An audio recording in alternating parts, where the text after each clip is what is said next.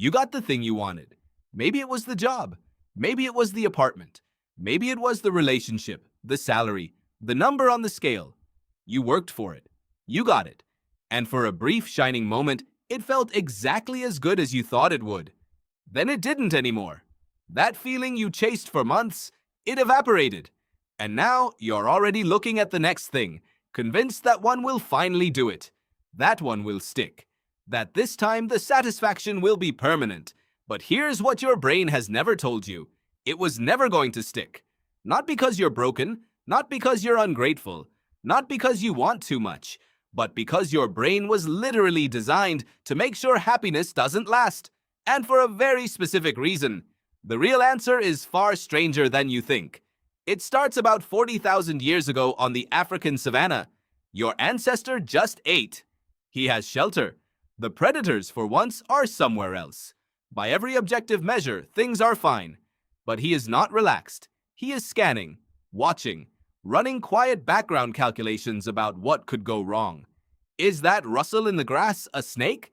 Did the watering hole smell different this morning? Is the stranger from the neighboring group getting too close to the fire? The ancestors who stopped scanning, the ones who sat back, exhaled fully, and let happiness settle in. They got caught off guard. They missed the signs. Their contentment became a survival liability. They didn't pass that tendency on. The ones who survived were the ones who couldn't fully stop worrying. The ones who, even in moments of safety, felt something pulling their attention toward the next potential threat. Those are exactly the people you descended from. Every human alive today is the product of thousands of generations of anxious, unsatisfied, forward-scanning survivors. This is not a metaphor, it is biology. Psychologist Mihaly Csikszentmihalyi, who spent decades studying human happiness and peak experience, described the mind's baseline tendency as a kind of entropy. Left alone, without structure or purpose, the mind doesn't settle into peace. It fills with problems, with comparisons, with things undone, things unsaid, things not yet achieved. The calm you think should be your natural state is not your natural state.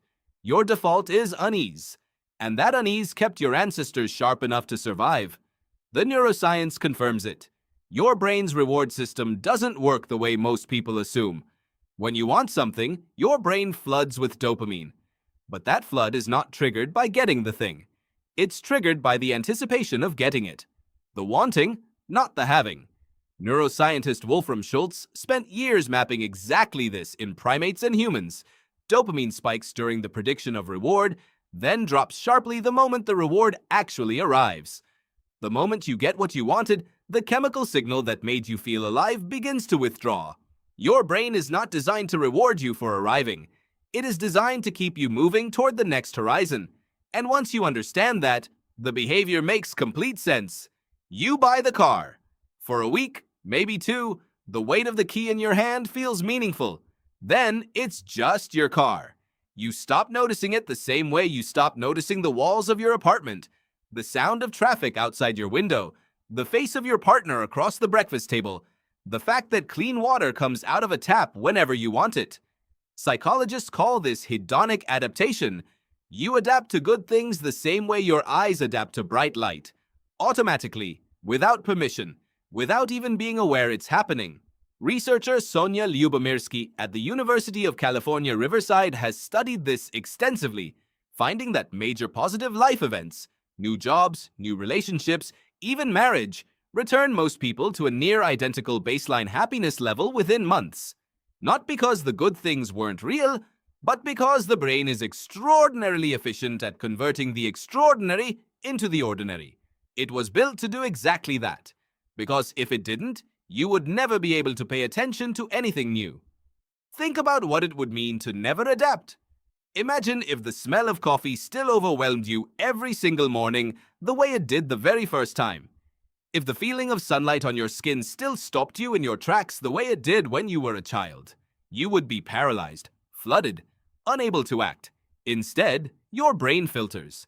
It marks the repeated, the familiar, the safe as background, and clears space to detect what's changed, what's new, what might be a threat or an opportunity. The adaptation is not the bug. It is the core feature. The problem is that you are living in the present with a brain that was optimized for a world that no longer exists. Here is the specific trap this creates. Psychologist Daniel Gilbert at Harvard described something he called affective forecasting, our ability to predict how we will feel in the future. And his research revealed something deeply uncomfortable. You are terrible at it. You believe the promotion will make you happy. You believe the breakup will destroy you. But in study after study, people's emotional reactions to major life events, positive and negative, are consistently far less intense and far shorter-lived than predicted. You think you know what will satisfy you. You are almost always wrong. Because the thing doing the predicting is the same brain that moves the goalposts the moment you reach them. This is the loop. Want something, work for it, get it, adapt. Want something else, work for that, get it, adapt again. The loop is not the result of weakness or ingratitude or a failure to appreciate what you have. The loop is the operating system itself, and it was never designed to stop. But notice something. There are moments, irregular, fleeting, real, when the loop pauses, when you are so absorbed in something that you stop calculating what comes next. Csikszentmihalyi called this flow.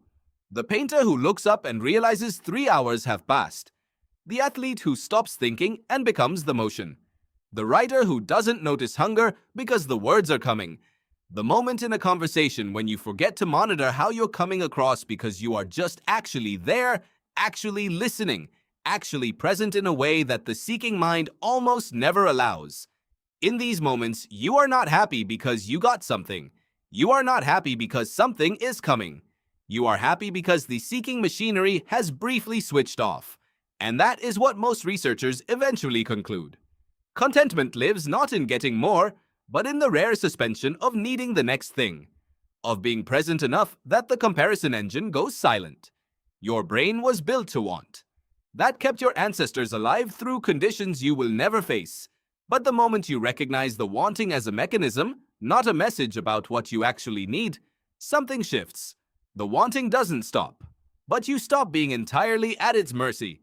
Tonight, when you find yourself already thinking about the next version of your life, the better job, the right relationship, the moment when everything finally clicks into place, remember this: your brain isn't broken. It is doing exactly what it was built to do. The question is whether you are going to keep believing it.